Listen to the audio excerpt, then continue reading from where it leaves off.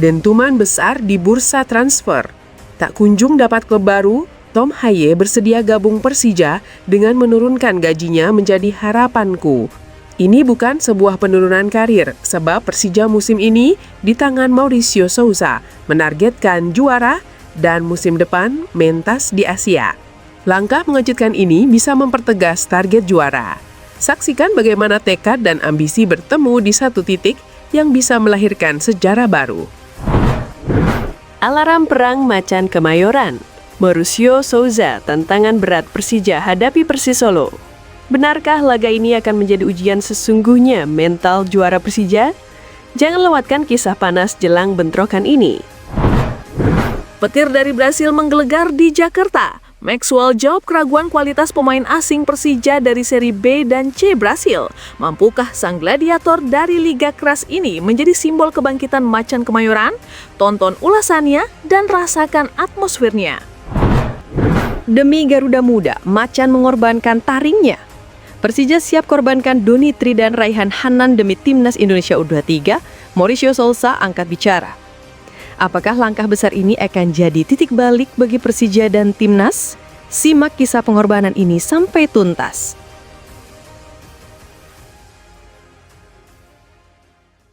Sebelum lanjut ke berita selengkapnya, jangan lupa subscribe channel Dangdil dan like video ini agar gak ketinggalan berita-berita terbaru hari ini.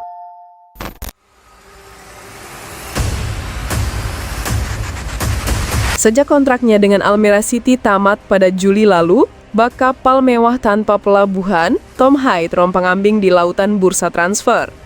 Tawaran dari klub Eropa yang semula digadang-gadang akan menjadi dermaga megah, kandas di tengah jalan. Dari benua biru hingga tanah air, semua proposal berakhir dengan tanda tanya besar. Klub-klub Indonesia pun dibuat berpikir keras oleh nilai kontrak yang bak tebing menjulang, sulit untuk dipanjat. Namun kini, angin gosip berembus kencang, membawa kabar yang membuat Jakarta bergemuruh. Apakah Tom Haye siap membuka hatinya untuk Persija Jakarta? Macan Kemayoran tengah membangun armada tempur dengan visi raksasa, menaklukkan Liga 1 dan mengibarkan kembali bendera mereka di kompetisi Asia musim depan. Mereka telah mengumpulkan pasukan elit, namun satu titik vital masih kosong. Sang pengatur irama, otak permainan, maestro yang bisa mengubah laga biasa menjadi simfoni kemenangan. Di tengah teka-teki masa depan ini, publik bertanya dengan napas tertahan. Maukah Haye menurunkan maharnya demi menit bermain, kebugaran, dan paspor emas menuju Timnas Indonesia? Jika ya, maka bergabung dengan Persija bukan sekadar pilihan realistis, tapi langkah strategis untuk kembali mengaum di panggung tertinggi, diiringi sorakan ribuan jakmania yang mampu mengguncang langit Senayan. Belum ada sepatah kata resmi dari kedua kubu, namun bara rumor ini kian membesar, siap meledak menjadi salah satu kejutan transfer paling sensasional musim ini. Jika skenario ini benar-benar terjadi, maka kedatangan Tom Haye ke Persija akan menjadi drama sepak bola yang tak hanya dibicarakan, tapi diukir dalam sejarah Liga 1. Maxwell Sousa D5 datang ke Indonesia bukan hanya membawa sepasang kaki terlatih dari Brazil, tapi juga membawa jawaban atas ribuan keraguan yang sempat menggantung di langit ibu kota. Ia bukan bintang Serie A Brazil. Ia tidak datang dengan label mahal dari klub elit Eropa. Ia datang dari kompetisi kasta kedua dan ketiga di negaranya. Tempat banyak pemain ditempa bukan hanya oleh teknik, tapi juga oleh kerasnya hidup, kerasnya pertandingan, dan kerasnya perjuangan. Saat nama Maxwell diumumkan sebagai pemain baru Persija, sebagian publik bertanya, apakah ini pemain yang bisa menjawab ambisi juara? Apakah pemain dari seri B dan C Brasil cukup kuat untuk membawa tim sebesar Macan Kemayoran ke puncak klasemen? Tapi Maxwell tidak perlu menjawab dengan kata-kata yang panjang. Ia hanya perlu satu hal, keyakinan. Dalam sesi latihan perdananya, ia datang bukan seperti pemain asing yang canggung, tapi seperti seorang prajurit yang tahu betul medan perangnya. Sorot matanya tidak ragu, langkah kakinya pasti. Ia tahu kemana dia datang. Ia tahu apa yang sedang dibangun oleh Persija. Sebuah proyek besar, sebuah mimpi untuk menaklukkan Liga 1 dan membawa Macan Kemayoran kembali mengaum di pentas Asia. Maxwell menjauh keraguan itu dengan kalimat yang menampar pelan siapapun yang meragukannya. Seri B dan C Brasil bukan liga sembarangan, ujarnya. Di sana kami berjuang dengan darah dan keringat. Jika saya bisa bertahan di sana, saya bisa bertarung di mana saja. Dan benar saja, ia bukan datang sendirian, ia datang dengan semangat baru, tekad yang menyala, dan keyakinan bahwa sepak bola bukan hanya soal asal liga, tapi soal keberanian untuk bermimpi besar dan mewujudkannya. Kini, pertanyaannya bukan lagi tentang siapa Maxwell, tapi tentang kapan ia akan bersinar. Karena bila waktunya tiba, nama Maxwell bisa jadi bukan hanya pemain asing Persija, tapi simbol kebangkitan, pemecah keraguan, dan potongan terakhir dari puzzle menuju kejayaan. Persija Jakarta baru saja mengguncang Liga 1 dengan kemenangan telak 4-0 atas Persita Tangerang. Stadion bergemuruh, Jakmania bersorak, dan semua mata mulai menatap Macan Kemayoran sebagai kandidat serius juara musim ini.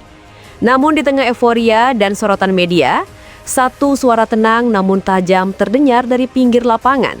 Suara sang pelatih, Mauricio Souza. Ia bukan sekadar pelatih.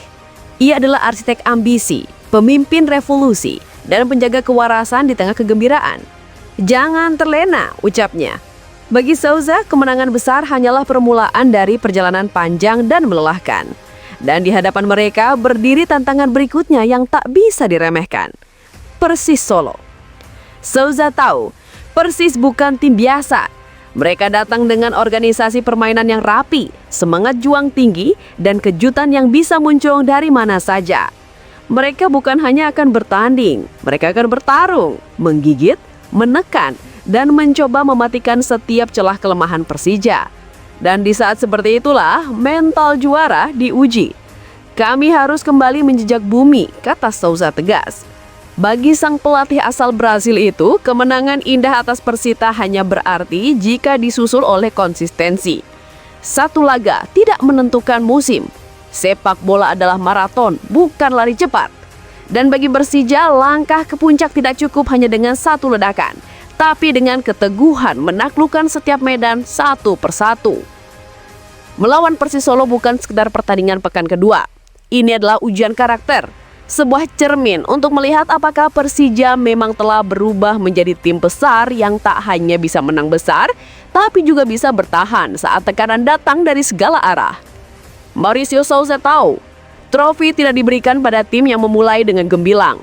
Trofi hanya milik mereka yang bisa berdiri tegak di akhir perang. Dan bagi Persija, perang baru saja mulai. Persija Jakarta tengah berada di persimpangan penting dalam perjalanan mereka di Super League musim ini. Dua bintang muda mereka, Doni Tri Pamungkas dan Raihan Hanan, sedang menjadi sorotan bukan hanya di tanah air, tapi juga di pentas internasional bersama Timnas Indonesia U23. Mereka bukan sekedar pemain muda biasa. Mereka adalah harapan masa depan, nyawa baru yang membara di tubuh Macan Kemayoran. Namun, dukungan terhadap panggilan timnas ini membawa konsekuensi besar. Persija harus siap kehilangan dua sosok vitalnya di beberapa laga penting. Bagi banyak orang, ini adalah resiko gila, sebuah taruhan besar yang bisa mengguncang fondasi tim. Tapi Mauricio Souza, pelatih yang memiliki visi tajam dan keberanian membara, justru melihat ini sebagai sebuah tantangan epik. Sebuah medan tempur yang harus dilalui untuk menjemput kejayaan. Ini bukan sekedar soal kehilangan pemain, kata Souza dengan tegas. Ini soal mengorbankan demi sebuah cita-cita lebih besar, mendukung lahirnya pahlawan-pahlawan muda yang akan mengangkat nama bangsa di kancah internasional. Dengan kata-kata itu, ia menegaskan bahwa Persija tidak akan egois menahan pemainnya, melainkan memilih jadi bagian dari mimpi besar timnas. Kehadiran Doni Tri dan Raihan di Timnas U23 adalah kebanggaan sekaligus beban berat. Mereka berjuang dengan darah dan keringat di setiap pertandingan, membawa bendera merah putih berkibar tinggi.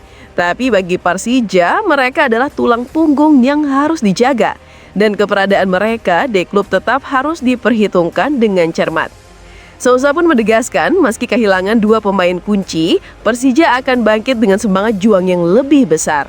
Strategi baru akan disusun, rotasi pemain akan dirancang rapi, dan seluruh skuad akan berperang layaknya prajurit yang siap berperang demi satu tujuan, menjaga kejayaan Macan Kemayoran.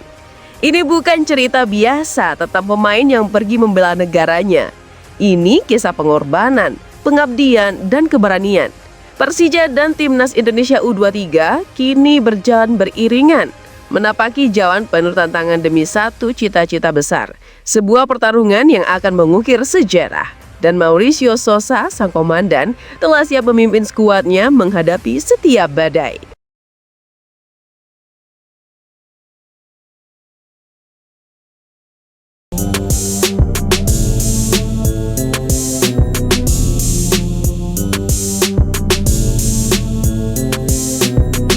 Tapi dengan Shin Tae-yong, semua percaya bahwa ia bisa bangkit kembali, lebih kuat, lebih matang, dan lebih siap menatap dunia.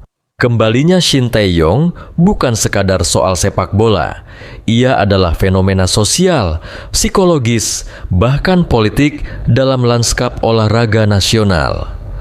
Nama Shin Tae-yong telah menjadi bagian dari identitas modern Timnas Indonesia. Ia bukan hanya pelatih, tetapi figur yang membangkitkan harga diri dan semangat kebangsaan dalam konteks olahraga. Ketika pengumuman resmi masih disiapkan, denyut euforia publik seakan sudah lebih dahulu mengesahkan kembalinya sang arsitek ke dalam skuad Garuda. Para supporter, wartawan, mantan pemain, bahkan komentator netral pun mulai mengangkat kembali kalimat-kalimat khas STI, kerja keras, disiplin, dan satu hati sebagai semangat baru. Di internal PSSI, perdebatan soal pemilihan pelatih kepala sempat berlangsung alot. Sebagian menginginkan pendekatan Eropa tetap dipertahankan melalui proyek Patrick Kluivert yang di atas kertas punya kredensial tinggi. Namun, hasil di lapangan tak seindah teori. Kluivert gagal merangkul ruang ganti dan kerap dinilai lamban dalam menyesuaikan taktik dengan karakter pemain Indonesia. Beberapa eksekutif federasi bahkan menyampaikan laporan tidak langsung bahwa pemain senior kehilangan kepercayaan pada arah permainan. Di titik inilah nama Shin muncul sebagai satu-satunya opsi yang masuk akal secara teknis dan emosional. Kendala utama tentu soal kepercayaan. Shin pernah tersinggung oleh inkonsistensi jadwal, minimnya dukungan logistik, dan ketidakharmonisan dalam pengambilan keputusan. Namun, dalam pertemuan di luar negeri, semua itu dibuka dengan jujur. Ketua Umum PSSI sendiri turun tangan memberikan jaminan bahwa kali ini STI akan diberi kewenangan lebih besar. Ia bebas menyusun tim pelatih, membentuk departemen analis dan kebugaran sesuai versinya, serta membuat blueprint teknis untuk menstandarkan gaya permainan timnas dari U19 hingga senior. Shin juga akan diberi akses lebih luas terhadap pemain diaspora dan kemudahan komunikasi dengan klub-klub Eropa. Penting juga dicatat bahwa STY bukan hanya kembali karena tawaran yang menggiurkan. Ia kembali karena merasa belum tuntas. Ia tahu bahwa masa baktinya sebelumnya menghasilkan kemajuan, tapi belum memberikan trofi mayor yang pantas. Targetnya kini lebih ambisius, membawa Indonesia melaju jauh di Piala Asia, memastikan lolos Piala Dunia 2026 jika dimungkinkan, dan mencetak generasi emas berikutnya dengan filosofi sepak bola modern. Dalam sesi diskusi dengan federasi, ia bahkan menyampaikan keinginan untuk menata ulang struktur scouting lokal yang menurutnya selama ini kurang detail dan terlalu mengandalkan kedekatan daripada performa objektif. Sementara itu, suasana ruang ganti mulai berubah.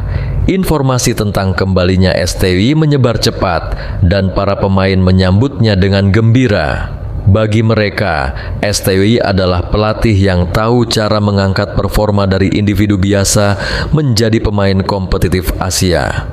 Marcelino, Witan, Arhan, Hernando, hingga Hoki Caraka adalah nama-nama yang lahir kembali di era Shin. Bahkan, beberapa pemain diaspora seperti Sandy Walsh dan Jay Ises menyebut bahwa pendekatan Shin yang serius dan rapi jauh lebih nyaman dibanding sistem baru yang terburu-buru. Atmosfer kebersamaan, kedisiplinan, dan fokus perlahan mulai kembali terbentuk, meskipun belum ada latihan resmi. Skema comeback STY juga menyasar pembenahan hubungan dengan supporter. Selama era Kluivert, hubungan antara tim dan fans cenderung pasif. Shin berencana mengembalikan koneksi emosional ini dengan membuka sesi latihan terbuka, Temu Fans, hingga merancang tim media yang lebih komunikatif. Ia tahu bahwa sepak bola Indonesia bukan hanya permainan di lapangan, tetapi juga budaya yang menghidupkan semangat masyarakat luas. Ia menyebut bahwa Indonesia memiliki salah satu fanbase paling loyal dan emosional di Asia. Dengan dasar itu, ia ingin semua pihak merasa menjadi bagian dari perjuangan timnas, bukan hanya penonton. Dalam aspek teknis, Shin akan membangun ulang kekuatan tim melalui pemusatan latihan jangka menengah. Ia akan memanggil 40 pemain dalam 2 tahap, pemain lokal Liga 1 dan pemain diaspora. Semua akan dinilai ulang berdasarkan video analisis performa 6 bulan terakhir.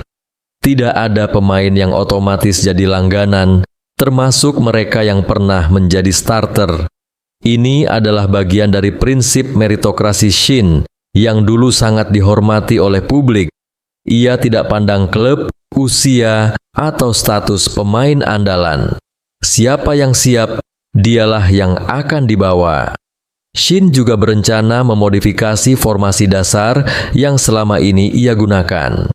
Dari 4-4-2 diamond atau 4-3-3, ia mempertimbangkan formasi hibrid 3-4-2-1 yang lebih fleksibel dan mampu menghadapi tekanan lawan-lawan kuat di Asia, seperti Jepang, Iran, dan Arab Saudi. Ia percaya bahwa pemain Indonesia memiliki mobilitas tinggi, tapi sering kalah dalam duel 1 lawan 1 karena positioning buruk. Karena itu, ia akan kembali menekankan pembacaan ruang. Setelah badai kritik menerpa dan desakan publik semakin menggema, nama Shin Tae-yong kembali menjadi pusat perbincangan hangat di jagat sepak bola nasional. Sosok pelatih asal Korea Selatan itu yang pernah membawa timnas Indonesia menuju sejumlah tonggak penting, perlahan namun pasti mencuat lagi sebagai kandidat terkuat untuk mengembalikan stabilitas dan arah proyek jangka panjang tim Garuda. Bukan tanpa alasan, namanya telah menancap kuat di hati supporter dan chemistry-nya dengan skuad muda Indonesia belum sepenuhnya tergantikan.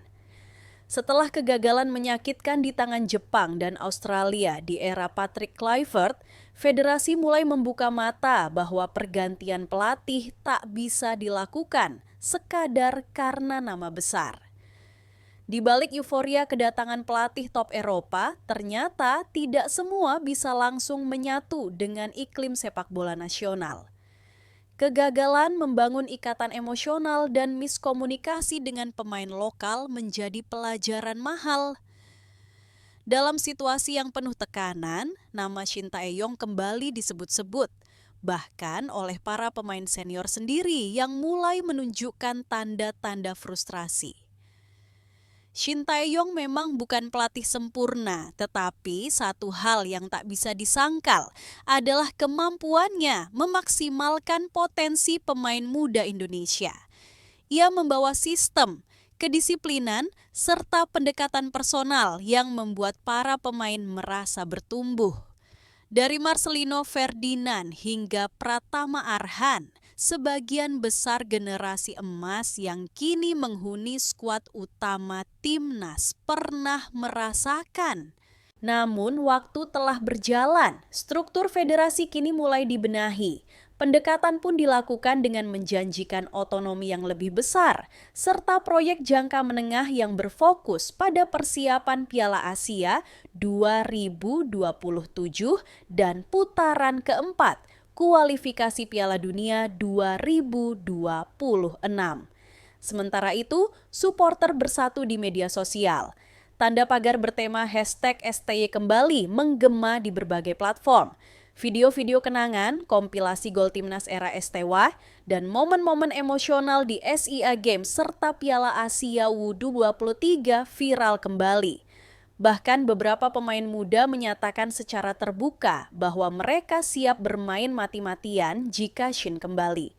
Dukungan ini menjadi tekanan moral tersendiri bagi federasi. PSSI mulai menyadari bahwa menghadirkan kembali Shin bukan sekadar langkah teknis, melainkan upaya merajut ulang kepercayaan publik. Puncaknya, diadakan pertemuan rahasia di Singapura antara perwakilan federasi dan Shin Tae-yong.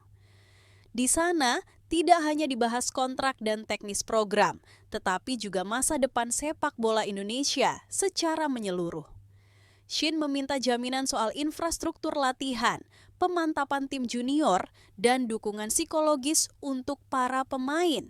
Ia juga ingin evaluasi menyeluruh terhadap sistem kompetisi lokal agar selaras dengan pengembangan pemain muda. Federasi setuju secara prinsip dan memberi lampu hijau pada negosiasi lanjutan. Ketika kabar ini mulai bocor ke publik, respons netizen luar biasa. Banyak yang mengaku kembali bersemangat menyambut pertandingan timnas jika Shin kembali. Bahkan ada yang membuat mural wajahnya di berbagai kota. Dukungan yang sangat organik ini membuat PSSI tak punya pilihan lain. Mereka mengubah pendekatan. Ia menyebut bahwa Indonesia memiliki salah satu fanbase paling loyal dan emosional di Asia. Dengan dasar itu, ia ingin semua pihak merasa menjadi bagian dari perjuangan timnas, bukan hanya penonton. Dalam aspek teknis, Shin akan membangun ulang kekuatan tim melalui pemusatan latihan jangka menengah. Ia akan memanggil 40 pemain dalam 2 tahap. Pemain lokal Liga 1 dan pemain diaspora. Semua akan dinilai ulang berdasarkan video analisis performa 6 bulan terakhir. Tidak ada pemain yang otomatis jadi langganan, termasuk mereka yang pernah menjadi starter. Ini adalah bagian dari prinsip meritokrasi Shin yang dulu sangat dihormati oleh publik. Ia tidak pandang klub, usia, atau status pemain andalan. Siapa yang siap, dialah yang akan dibawa. Shin juga berencana memodifikasi formasi dasar yang selama ini ia gunakan. Dari 4-4-2 Diamond atau 4-3-3, ia mempertimbangkan formasi hibrid 3-4-2-1 yang lebih fleksibel dan mampu menghadapi tekanan lawan-lawan kuat di Asia seperti Jepang, Iran, dan Arab Saudi. Ia percaya bahwa pemain Indonesia memiliki mobilitas tinggi, tapi sering kalah dalam duel 1 lawan 1 karena positioning buruk.